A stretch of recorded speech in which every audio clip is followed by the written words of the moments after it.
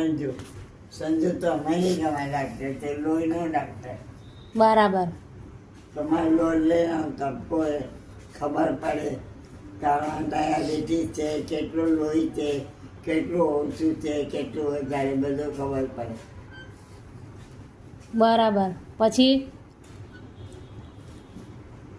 આવ્યો હતો ને અમારા હા પટેલને ઘેરે આવ્યો હતો.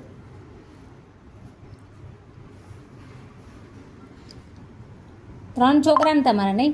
બેટા થોડીક તો છોકરા પાછા મહેનત કરવી પડે.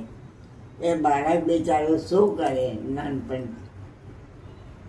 હવે હાથ પગ ધોવડાવવું, નાસ્તો કરાવડાવવું, થોડું વાર રમવા મોકલું ત્યારે હું જમવાનું બનાવી દઉં. અને તમારા સાસુ? સાસુ તો પાણીનું ખાવાનું નહોતા ખાતા. એવું? એ ચોખંડની આગળ ગંગાબા હતા, કેળનું પાણી કાઢી આપે.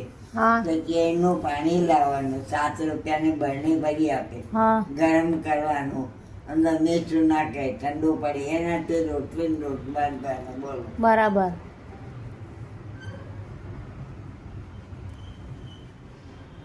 તમારા સાસુ સારા હતા? મારા સાસુ પાણીનો લોટ બાંધે તો ના ખાય. બરાબર.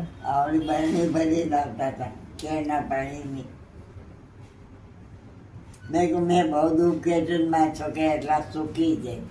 ખરું ખોટું બેટા? બરાબર. ભણવા? 3 જણા, પંકજ, રાજુ અને અમેરિકાવાળો સંજીવ. ભણવામાં આ સંજીવ ડાક્ટર જ છે ત્યાં. બરાબર. હોશિયાર કોણ હતું ભણવામાં? શું બેટા? ભણવામાં હોશિયાર કોણ હતું? હું પણ ભણેલી જ છું, ગ્રેજ્યુએટ થઈ છું. સર્ટિફિકેટ હજી છે મારી પાસે, મરાવી દીધું. બરાબર. એમ નહીં કહેતી. અમારા દ્વારકામાં ગુજરાતી 6 ચોપડી છે, ભણવાનું નહોતું તો મારા બાપુજીએ વડોદરામાં હોસ્ટેલમાં રાખીને મને ભણાવી. બરાબર.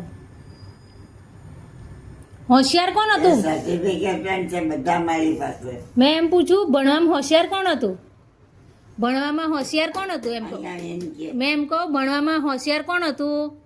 હોશિયાર કોણ હતું ભણવામાં?